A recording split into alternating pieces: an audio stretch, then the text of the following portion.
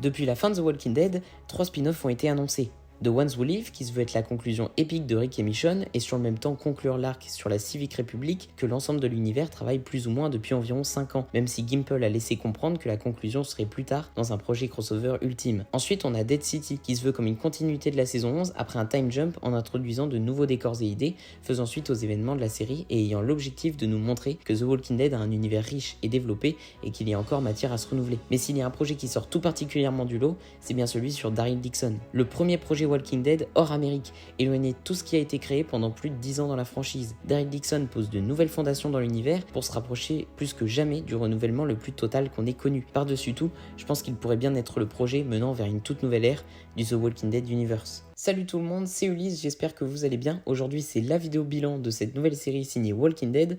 Vous le savez, je fais pas de réaction et avis aux épisodes, mais évidemment que je regarde chaque semaine et j'ai été impatient de partager mon ressenti avec vous. Et sur Spin-off, il y a beaucoup de choses à dire. The Walking Dead Daryl Dixon, c'est avant tout un rêve qui se réalise pour la communauté française. On a une série The Walking Dead en France. On s'est un peu habitué maintenant à force de suivre le tournage, mais ça reste une très bonne nouvelle qui donne lieu à des prises de vue incroyables et à des décors travaillés comme dans Dead City, ce qui fait toujours autant de bien.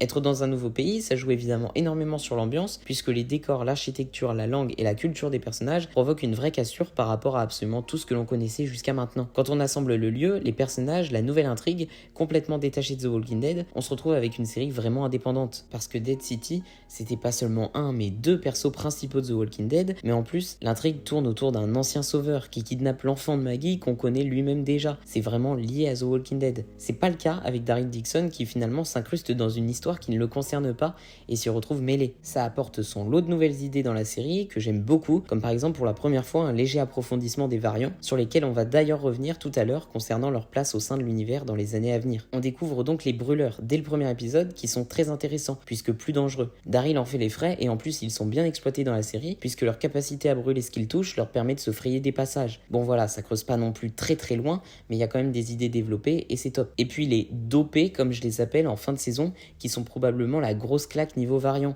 Ce sont les plus rapides, les plus flippants, les plus puissants. Ils ont l'air aussi d'avoir les capacités des brûleurs. Bref, c'est top de voir qu'ils ne sont pas encore au point, tellement ils sont puissants. Ça montre une transition progressive vers les variants, et ça empêche clairement pas que le début de l'épisode 6 dans l'arène est le meilleur début d'épisode de la série. Alors c'est pas pour autant que j'ai trouvé la série parfaite. Dans toutes ces nouveautés, il y a à mon sens des points faibles, ou en tout cas des changements perturbants, et aussi quelques facilités, mais qui n'ont pas du tout perturbé mon visionnage. J'ai eu du mal avec le mélange anglais-français par exemple, qui par moments n'est pas toujours ultra logique. On peut aussi s'accorder pour dire qu'il y a beaucoup de points communs avec la trame de The Last of Us. Et puis c'est un ressenti très personnel, mais au début ça demande un peu de temps avant de profiter à fond, parce que c'est cool de se poser plein de questions, mais j'en avais tellement que ça devenait presque plus de l'incompréhension. Donc une fois que les bases sont posées, ça permet de mieux profiter. Au-delà de ça, c'est honnêtement compliqué de pas accrocher.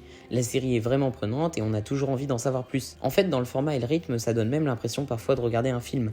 Et la fin d'un épisode, c'est comme si on te forçait à mettre pause. C'est assez frustrant. On se retrouve donc dans une accroche religieuse, plutôt plaisante, et qui porte l'espoir de sauver le monde avec un enfant un peu spécial, Laurent. C'est pas nouveau la recherche de remèdes, de vaccins ou de solutions pour éliminer les rôdeurs, mais c'est la première fois qu'il n'y a absolument rien de scientifique. Tout se base sur l'espoir qu'un enfant né d'un rôdeur pourrait être immunisé et ainsi apporter un remède. Au tout début, j'ai trouvé que ça sortait un peu de nulle part, mais l'intrigue tourne pas tant autour de cette volonté de sauver le monde finalement, c'est presque un prétexte et c'est pas plus mal. Et puis quand on voit la naissance de Laurent en image, c'est vrai que quelque part, c'est amusant de s'imaginer si ça peut changer quelque chose dans son sang, dans ses gènes. Au-delà de ça, j'ai eu un bilan un peu mitigé avec Laurent. Le personnage est très intéressant, attachant par moments même, notamment avec Daryl, mais j'ai beaucoup de mal avec le fait qu'il n'y ait aucune subtilité dans ses dialogues.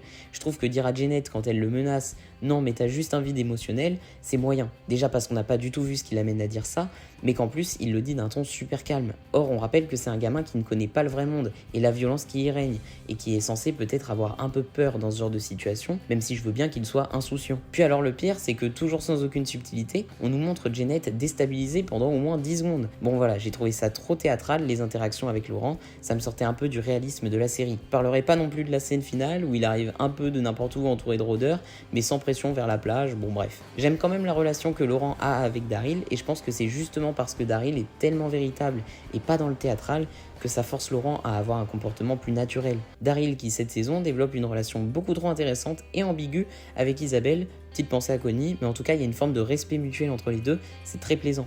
Et le personnage d'Isabelle est probablement mon préféré de tous les nouveaux. Elle a un passé et une évolution qui l'a amené dans le présent, qui est très particulière, et puis c'est une bonne personne qui matche bien avec Daryl, donc c'est juste parfait. Ce spin-off, ça a aussi été l'occasion de découvrir un peu du passé de Daryl, avec des anecdotes sur son enfance, le comportement de son père, mais aussi son grand-père qui est mort à la guerre. C'est une très belle scène de fin et c'est rare de voir Daryl ému. C'est ça aussi, faire une série sur un personnage, trouver une histoire qui permet de le développer et de renforcer les liens qu'on a avec. Et y a pas à dire, le Daryl français, c'est pas un nouveau Daryl, mais c'est quand même une petite révélation. On revient un peu rapidement sur Janet dont j'ai parlé tout à l'heure. Elle n'a pas encore été mise en avant, ça va être plus développé en saison 2, mais elle est assez intrigante. Même si niveau antagoniste, il y a du plus concret dans cette saison, c'est évidemment l'excellent Caudron, mais concret qu'à moitié quand même. Il a un pitch de départ assez simple pour être contre Daryl. C'est un peu frustrant d'ailleurs qu'un personnage qui est aussi intéressant soit introduit presque bêtement, mais d'épisode en épisode, c'est vraiment de mieux en mieux. Et ça nous amène à la fin où il préfère tuer son équipe qu'à battre un gamin, ce qui est tout à son honneur. Il laisse en vie Daryl, c'est facile, oui, peut-être même trop.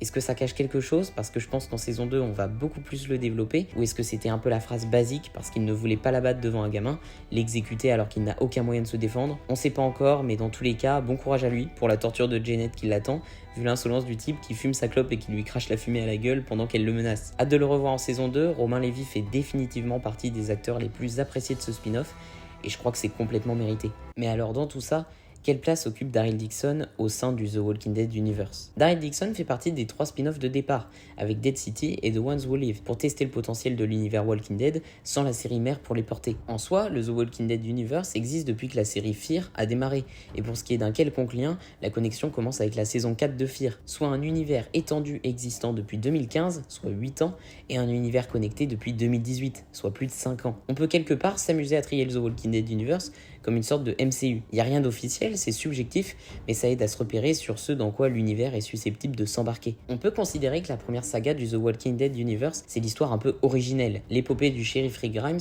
Pour couper en saison, ça donne 8 saisons pour clôturer l'arc des Sauveurs, et donc 3 saisons de Fear the Walking Dead. C'est la guerre finale contre les Sauveurs qui fait office de fin ici, même si c'est 5 épisodes plus tard que Rick quitte la série. Il part d'ailleurs dans un hélicoptère un peu spécial, ce qui nous amène à la deuxième saga. Dès lors que Rick part à bord d'un hélicoptère de la CRM, on commence à nous en teaser un peu partout, que ce soit dans Fear avec le personnage de Isabelle, ou encore dans une série limitée complètement créée pour cet arc narratif, World Beyond. Ça veut pas dire pour autant que tous les projets ne tournent qu'autour de ça, loin de là, mais on est définitivement dans un fil rouge qui se suit depuis quasiment 5 ans. La deuxième saga, l'actuelle, c'est donc la saga de la Civic République, dont le casting du grand méchant a d'ailleurs été dévoilé.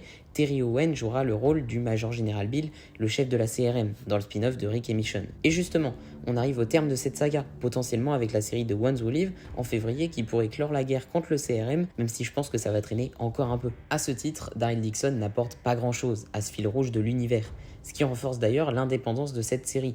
En revanche, on y développe clairement de plus en plus un autre point, les variants. On en voit des variants, mais finalement on a eu que très peu d'apparitions dans la 11C assez rapidement et seulement quelques secondes à la scène post-générique finale de World Beyond. Rien dans Dead City, Tales ou encore Fear. Et Daryl Dixon est la première série qui exploite de façon plus concrète les variants. Donc c'est clairement pas la trame principale de l'univers. En tout cas, pas encore. C'est vraiment qu'une idée. La mienne, rien d'autre. Donc faut pas s'enflammer, mais on peut voir la suite de l'univers comme ça. AMC est confiant, l'univers fonctionne sans la série principale, les variants plaisent aux gens et redonnent un élan à la franchise. Les premiers spin-offs ont convaincu, ils peuvent donc conclure l'arc de la CRM dans le spin-off sur Rick en février, après globalement 50 fils rouges autour de ce grand arc narratif. Puis, de par des événements provoqués par la guerre contre la CRM, qui aurait développé de nombreuses formes de variants dans le cadre d'une armée par exemple, on peut imaginer une nouvelle saga pour les années à venir, portant cette fois-ci le fil conducteur sur les variants, pour les exploiter au maximum, pas juste en surface. De nouveaux variants, leurs origines, les recherches scientifiques autour, et au vu de ce qu'on aperçoit pour le futur de The Walking Dead, ça paraît très probable. On aborderait tout ça de façon extrêmement logique en France, avec Daryl Dixon saison 2, maintenant que le contexte français a bien été posé, justement prévu pour 2024. Ainsi que dans les futurs projets, comme une série sur Aaron, dont les rumeurs parlent de plus en plus, et qui, on le rappelle, est le premier personnage de The Walking Dead à être tombé sur un variant, dans la saison 11 de The Walking Dead. Mais en vérité, il n'y a pas de trame officielle. Peu importe que tout ce que je dis se réalise ou non, le fait que cette série ouvra tellement de possibilités, rien que ça, c'est une grande preuve de réussite. Les 2 derniers épisodes étaient très addictifs. Hormis ça, je pense quand même avoir été plus diverti pendant Dead City, mais encore une fois, avec les derniers épisodes, j'ai du mal à en élire un que je préfère. Daryl a pris la décision de rester en France, au moins encore un peu, mais ça tombe bien, parce que ça aurait été vraiment dommage de le voir revenir si tôt, alors que ça y est, les bases, le contexte, les personnages et le décor sont posés. Il va maintenant être temps d'exploiter le potentiel de la France, dans le lore de The Walking Dead, dont on nous parle littéralement depuis le tout début. Et en plus, il y a Carol qui débarque. Merci à tous ceux qui sont encore là en fin de vidéo, ça fait très plaisir. On se retrouve très rapidement pour parler de Fear qui reprend la semaine prochaine. C'est quand même les derniers épisodes du plus grand spin-off de The Walking Dead, donc ça va faire un pincement au cœur, même si la qualité des dernières saisons est à revoir. J'espère aussi que le bruit de fond ne vous aura pas dérangé. C'est le frigo qui est à 3 mètres de moi, mais je peux rien y faire dans cet appartement. Et n'oubliez pas de me suivre sur Twitter, je y suis de plus en plus actif et je pense que ça peut être intéressant pour les passionnés de The Walking Dead. On peut avoir de bonnes discussions autour de l'actualité et c'est plus spontané que sur YouTube. On se retrouve là-bas pour ceux qui viendront et à très vite pour parler de Fear.